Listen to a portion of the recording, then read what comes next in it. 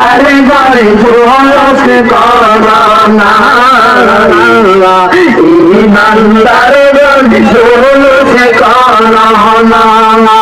ঈদ মিলাদুন নবীর মাহফিল ঈদ মিলাদুন নবীর মাহফিল প্রথম করেছেন রব্বানা ইমানদার ঘরে জোরস করোনা ইমানে তার গনে জোরসে করোনা আশিকির